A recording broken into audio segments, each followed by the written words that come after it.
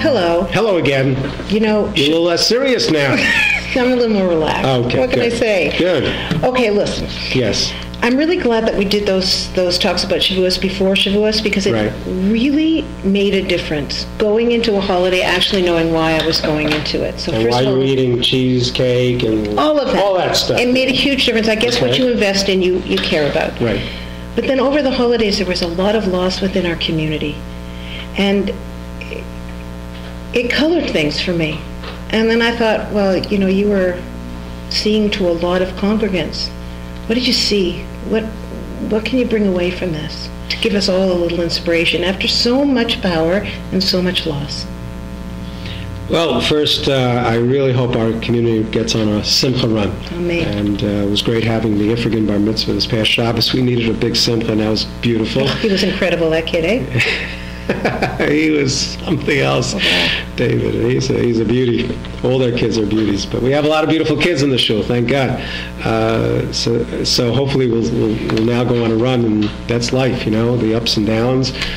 But I got to tell you, the families, the members who were lost the parents, and learning about the parents, it was just incredibly inspiring. Not just inspiring, incredibly inspiring. And what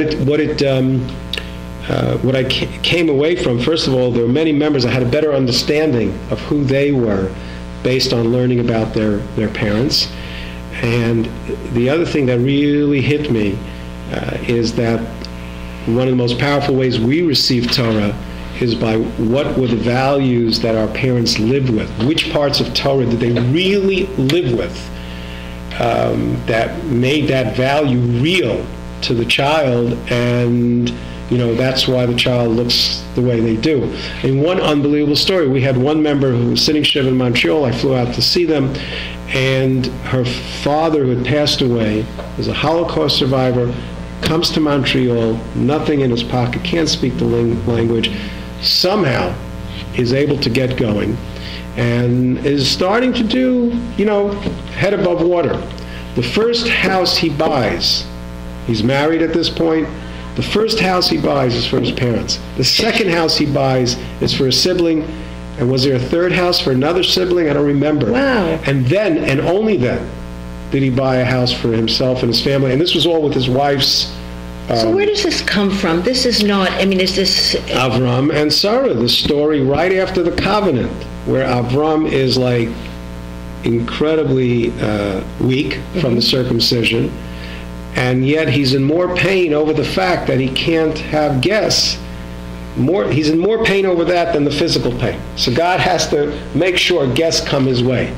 In other words, that this father, maybe he didn't realize it, but that value where giving is my life and that I'm ready to do it even at times when it might hurt me a little bit, that part of Torah is what was real to him and helped me understand why his daughter is such a beautiful person. You know, it's such an interesting thing, even if you didn't know that it was Torah that you were doing it, even if you didn't have a clue it was from the spiritual legacy of Abraham and Sarah. When I first started to become ritually observant, I looked up the mitzvahs, and I realized that I knew most of them, but I'd learned them in English, you know. I mean, I'd learned them because my mother would say, you know, if you don't have anything nice to say, don't say anything at all. And, you know, walk your booby to the car. And, you know, there were so many things, and I realized, you know, I didn't have the Hebrew words for them, but I knew that that's what you did. I just didn't know that that's what Jews did. You know, it's interesting. Like when our bubby had a great dish, you know, my bubby, her potato latkes.